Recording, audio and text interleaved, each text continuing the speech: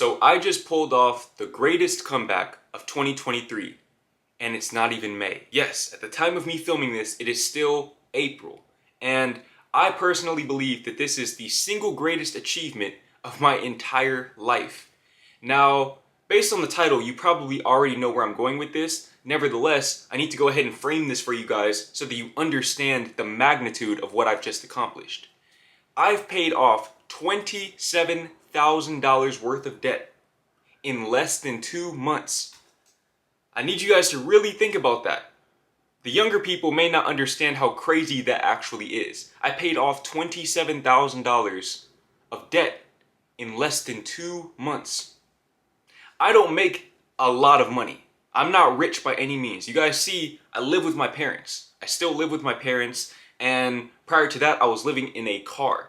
I'm not making a crazy amount of money by any means, which makes this even more insane. The fact that I was able to pay off this much money in such a short amount of time. Now, before I tell you guys how I paid it off, let me tell you guys how I accumulated this, and also let me tell you guys about the exact moment that I knew that I needed to go back to my parents' house. So, first of all, let's go back to December of 2021. A lot of you guys know that in December 2021, December 6th to be exact, I leased a brand new BMW.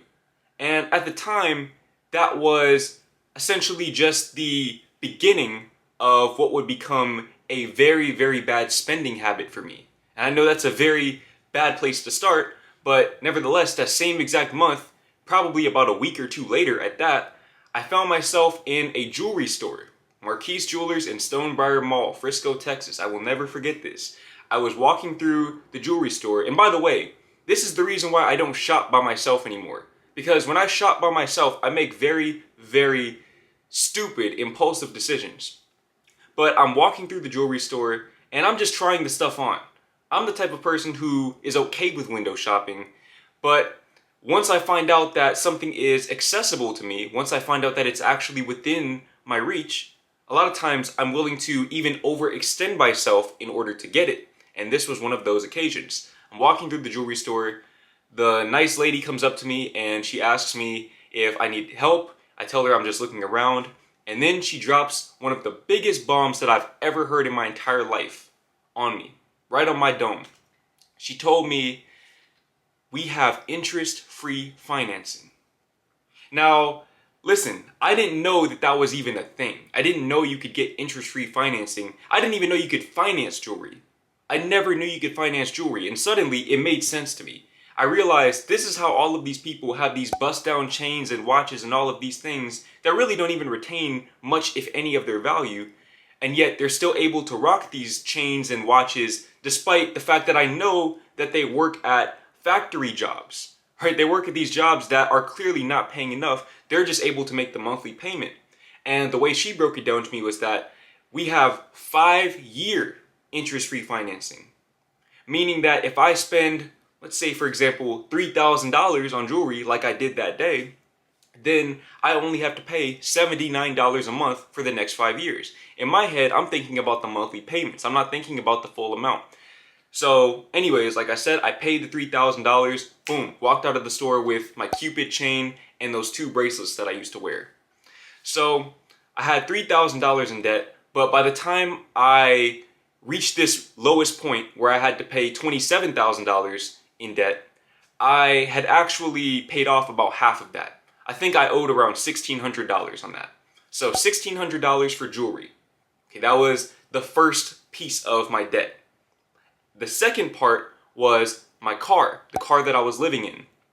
I owed, I believe, $19,500. Now this was not interest-free. As a matter of fact, I was paying 8.11% interest, and as I went along with this loan, I learned a lot about how car loans actually work. For example, I didn't know that car loans accrue interest on a daily basis, meaning that if you look at how much you owe on a day-to-day basis, you will see the amount going up. You owe more and more every single day.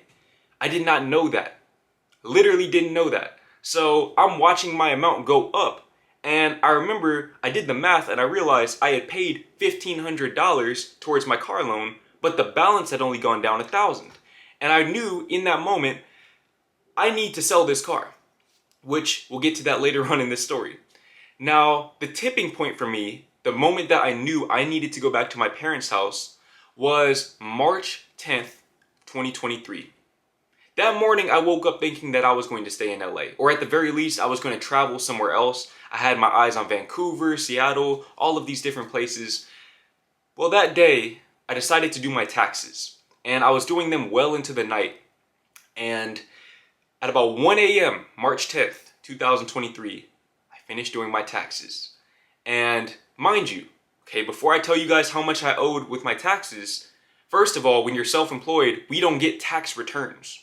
We do not get tax returns unless you make less than the standard deduction or you're able to get enough write-offs to where you're essentially in the negative, which I clearly wasn't, as I would find out. You're going to have to pay taxes. Now, I knew this coming in. I assumed that I would have to pay maybe $3,000 because I had a lot of tax deductions and the standard deduction had gone up. So I figured, oh, I'm probably only going to have to pay $3,000. I also thought that I had made less money than I did in 2022 because from my perspective, I had been struggling financially for practically the entire year. Turns out, I was just piss poor with money management. But anyways, when I finished my taxes, the number that I saw on that screen said $5,653. It's kind of funny because if you guys remember when I had that BMW and I got rid of the BMW lease, I had to pay $5,600 to get rid of it. As a matter of fact, I wiped out the last of my savings to do so. In other words, if I had kept that BMW, ironically, I probably would have just been able to pay the taxes off in that moment. But you never know how these things go, right? If I make one decision differently, who knows how that would have altered the trajectory of my life. Nevertheless, in that moment, I knew, okay, I started crunching these numbers, I knew in my head, I need to go home.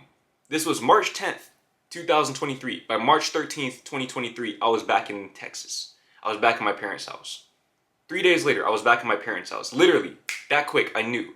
Now, if you add all of these numbers up, you'll get a number that's somewhere in the ballpark of $27,000. Ironically, a little over a year prior, in December of 2021, when I went and got that jewelry, I actually had $27,000. That's the most money I ever had at one time. It was about $27,000, $28,000. So for me to go from having $27,000 to suddenly being in the hole $27,000, you could imagine what that did to my psyche. I was thinking about that the whole way home. It was a very long drive, and there was a lot of nothing on that road, on I-40. And I had so much time to think and reflect on my decision. And I realized I messed up. I messed up, but I'm going to fix this. Now, how am I going to go about fixing this colossal hole that I've dug myself into? How am I going to get out of this hole? Well, the answer is simple. I need to create a plan. Like I said, I knew I wasn't making a lot of money at the time, but going back with my parents would allow me to do one thing that I wasn't able to do while living in a car. And that was, it would allow me to save all of my income. All of my income. You want to talk about living bummy? Bro, listen, I'm talking about, I'm not going to see the inside of a restaurant. I'm not going to see the inside of the mall, the clothing store. I'm not spending any money on anything. Oh, and also on top of that, I had also accumulated around $600 to $700 in credit card debt. Just regular credit card debt. Now, I don't really consider that to be a part of the initial debt just because I always pay my credit cards off by the end of the month. That's how I got my credit score to where it is. Nevertheless, I had that debt at that time. So when I got back to Texas, I owed around, like I said, $27,000, maybe approaching $28,000 in debt. So what was my master plan to get out of this? To alleviate my suffering. When I talk about suffering, man, listen, I'm talking about staying up until 2, 3, 4 a.m. with that calculator, crunching numbers, trying to figure out how I'm going to do this. So my initial plan had me paying off my debt by July 1st. July 1st of 2023. It was supposed to be a 3-month plan where I would gradually pay off all of this debt. The first part of this plan was to sell my car. Now this right here proved to be the single greatest W maybe that I've ever taken in my life. Because I knew that in selling my car, even if I just break even, Or even if I have to pay a little bit to sell it, I would be saving the car payment as well as the car insurance and the gasoline on a monthly basis, which over those 3 months could add up to anywhere from $1,500 to upwards of $2,000. And that money could be used to pay off the taxes, the penalties, the interest, all of that.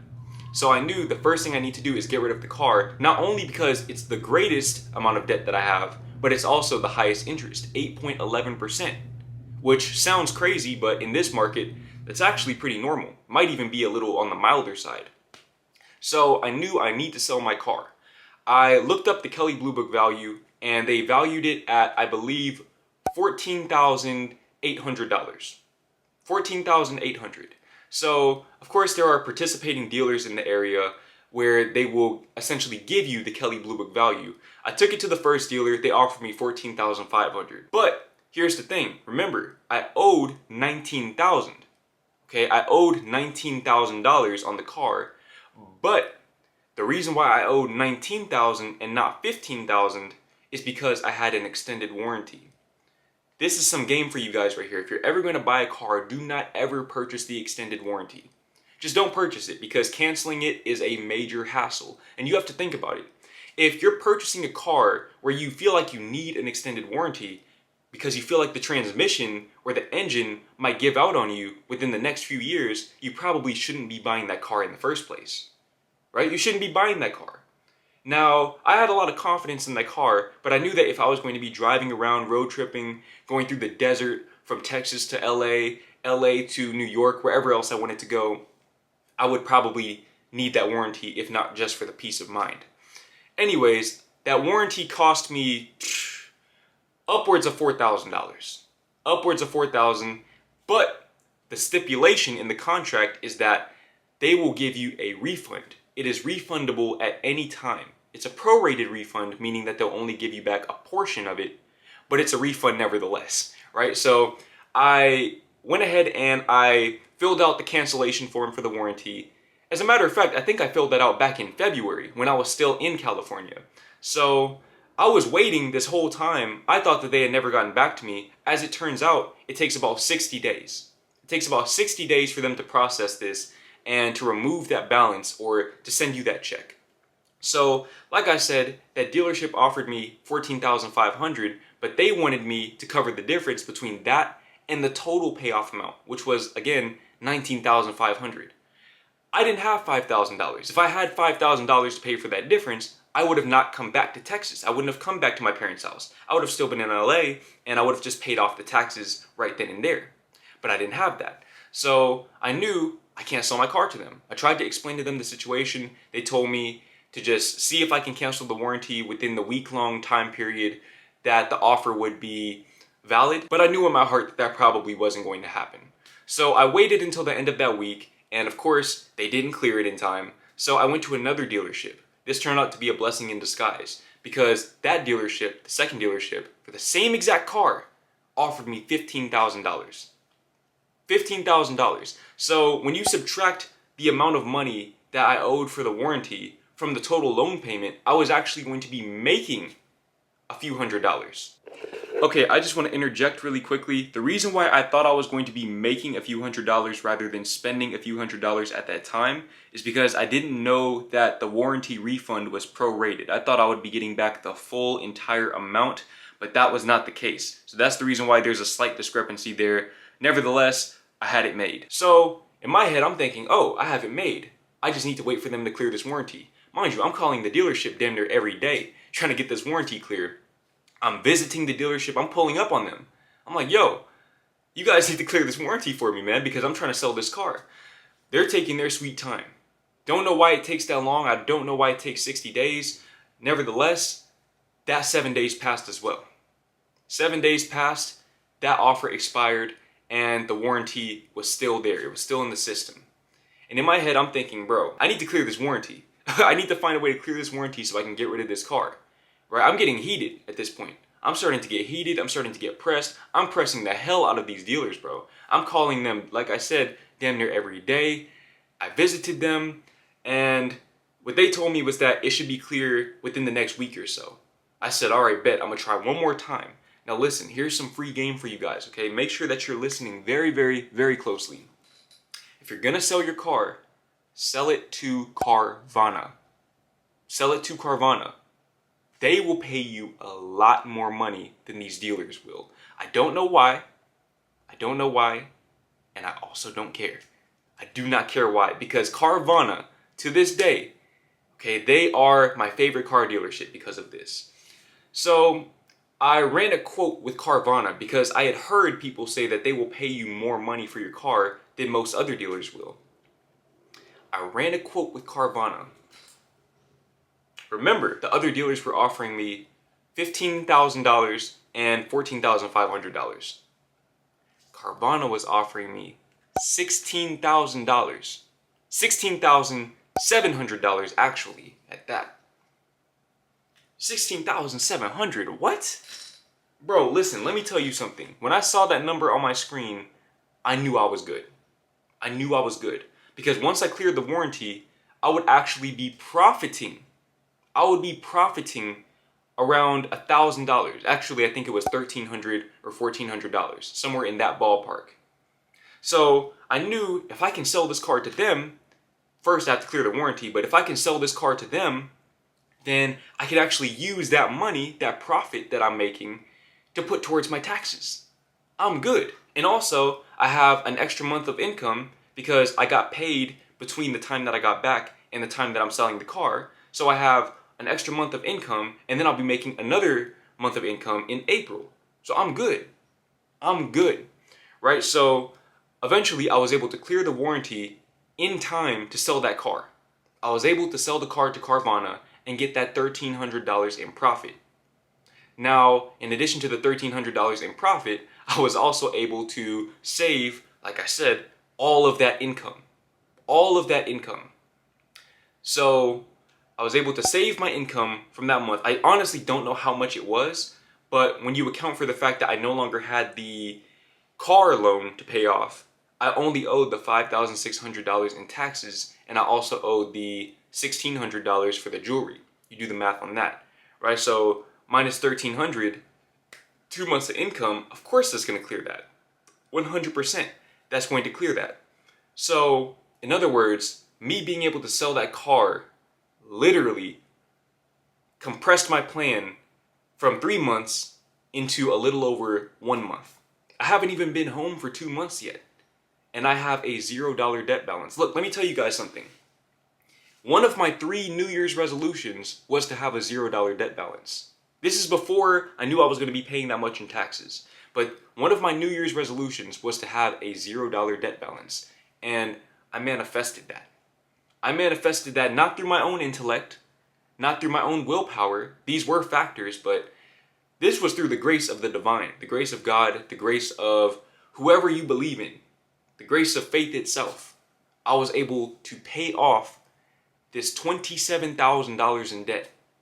$27,000 worth of debt in less than 2 months. And not only that, but I've also managed to lower my monthly overhead to the extent that I only have to pay $10.81 per month for Spotify. That's the only expense that I have on the personal side. Of course, I have certain business expenses, but those are insubstantial as well. We're talking $40, $50 a month. My overhead is effectively $60 a month. I don't go to the gym anymore. I bought a little home gym. I have the pull-up bar and the dip bar. I'll probably do a workout video sometime in the near future to show you guys how I do that and how I get it in at home, because these home workouts hit entirely different. Like I said, don't have the car payment or the insurance payment. Also don't have the gas payment. You're probably wondering, Jordan, how are you getting around? By bike. I get around by bike now. Because when I was in Spain, I realized that that's actually a viable form of transportation. The infrastructure here is by no means set up for that. I have almost been hit by a car on a few occasions at this point. But I'd rather be hit by a car once than to be hit by a car every single month when I have to pay that $500.